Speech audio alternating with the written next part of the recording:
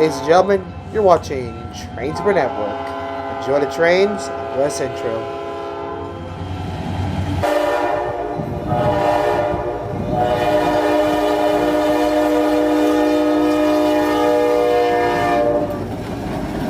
Look at that!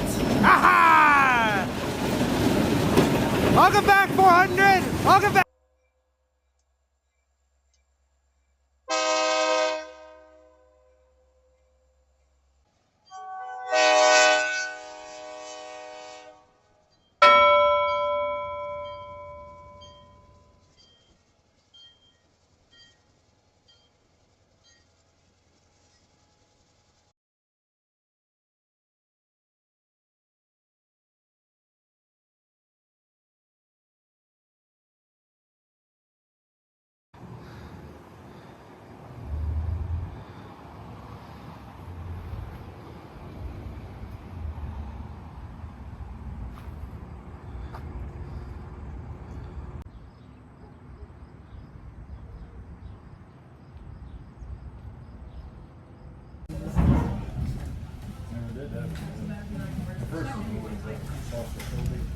All right, I'm going to stand in even a little bit more inward from the door because now it's going this way. So, all right, once again, welcome aboard here at the National Railroad Museum.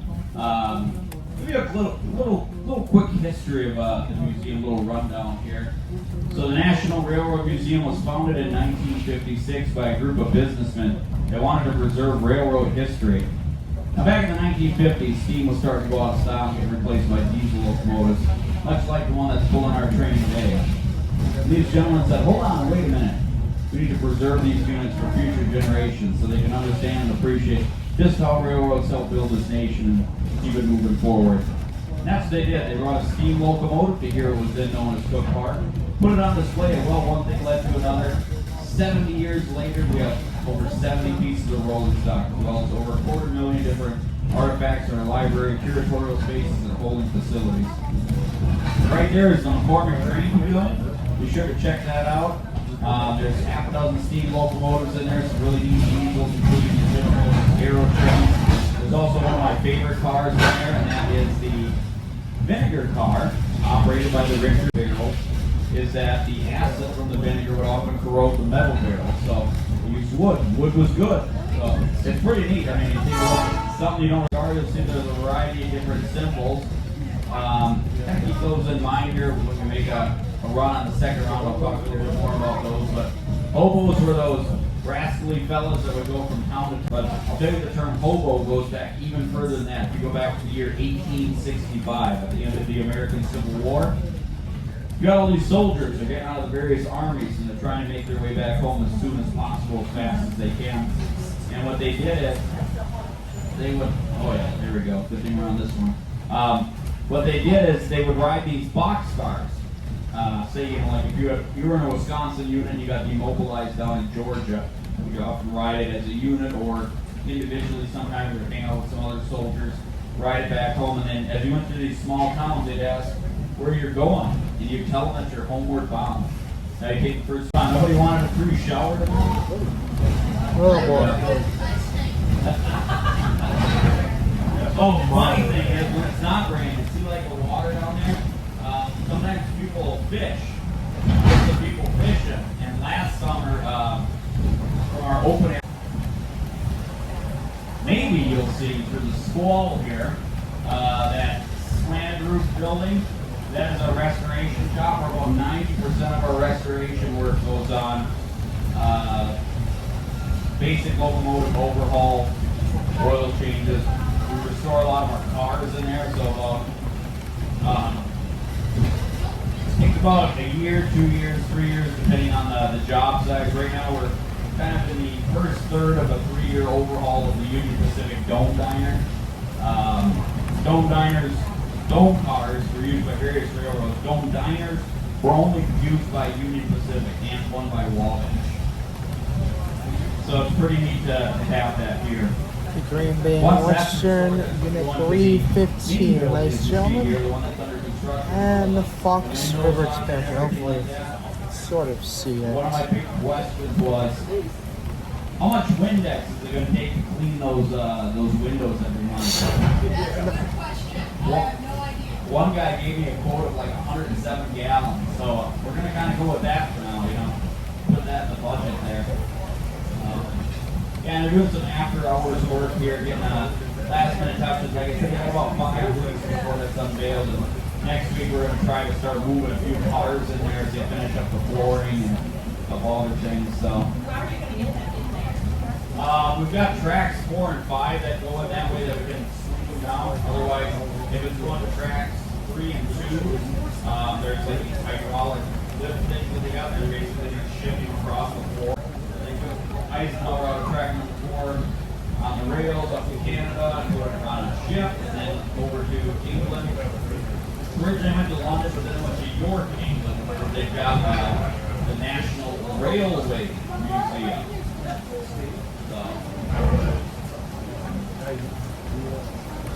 Let's have some geese on the track here. There's Other things we 2402. got here, notice there's a caboose. Cabooses were at the back end of the trains there. Freight trains that must I have believe on that's passenger trains. looks So like the same freight trains, type you'll see a as caboose, and that's where either the 1221. I think conductor that will might be an sit for the manager in SD9 charge or of it's the a train. He would be hanging GP9. out there and have his brakeman crew And those are stuff like that. some nice cool plow cars. So they used cabooses from the earliest days of railroading up until about the late 1980s, dwindling on some lines until the mid 1990s. How many of you were just on our water park ride through there? I know quite a few. Yeah. All right, good. Once again, I'm Justin Lambert, Director of Education here. Thanks for coming to this behind the scenes thing here. This is something we started around 2020, 2021. We were showing various small group activity things behind the scenes. Might be something cool to kind of look into. And then we started up again recently a few years ago, and you're able to kind of go along and see like our archives, which most people don't really get to see, downstairs, upstairs. I talk a little bit about how we put together exhibit things and how when we get stuff in, when people clear out their garages or basements and they're like, hey, we got all this train stuff. Do you want it? No. Well, sometimes. Maybe. We'll see. So a little bit about that. You'll see kind of the good side, the bad side, the ugly side of when you do collections. And then we're going to go out to the restoration shop, and you're going to be able to look around out there. That's where we do our locomotive overhaul. We've got, thanks again, have a good night. Yeah, we've got our Dome Diner out there, which is currently 1/3 of the way through a 3-year overhaul and restoration period. And then, so we've got that. A couple other things. Feel free to ask any questions along the way. There is walking, quite a bit of walking on this one, upstairs and over uneven grounds. Just letting you know about that. Nothing right now is active in the shop because they all went home for the day. But you're going to be able to check out some of the stuff in there, and we'll walk through a few of the pieces out there. But feel free to, like I said, ask any questions as we go along the way. Go through the exhibit gallery here too as well. So we got about, give or take, about an hour, sometimes longer, because I tend to talk a lot, as you may not have noticed already. So I've been here about 9 years. Current position, I've been here Director of Education about 3.5, going on 4, and in the education department going on 8 years. So yeah, don't know everything about trains, but most. Otherwise, I'll just make it up and say something. But no, I'm just kidding. You don't do that, by the way, in history. You're not supposed to. Very bad to lie to people. So, all right. So I'm gonna have you guys follow me. That explains why they don't fly off the back end of trees.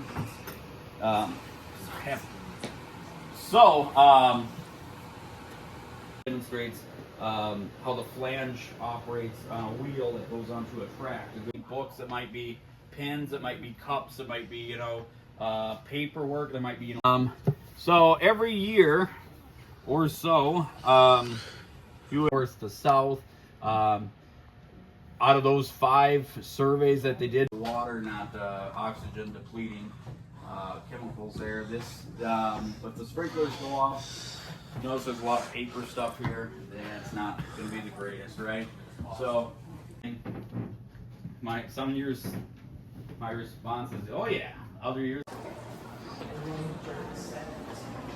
So every year around this time, that 3 or 4 week window in January, where we're basically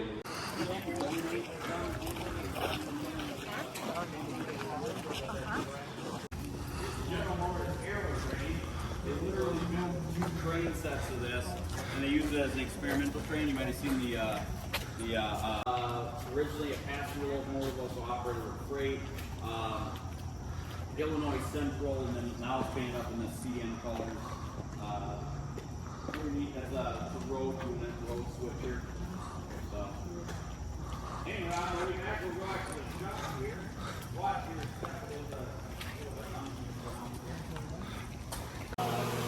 American Car Foundry. Pretty neat things. I mean, this dates from 1955. This one's kind of sidelined right now.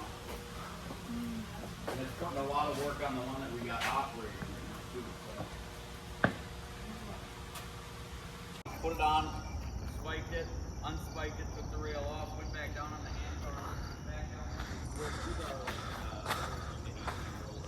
and came back down this way. They did all that in 3 minutes and 30 seconds.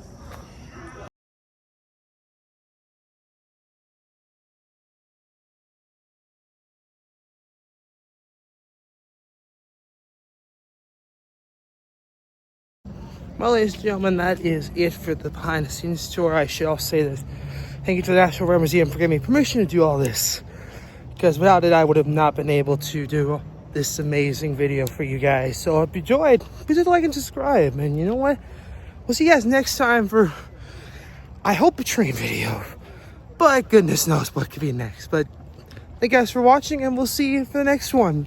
Peace out, everybody.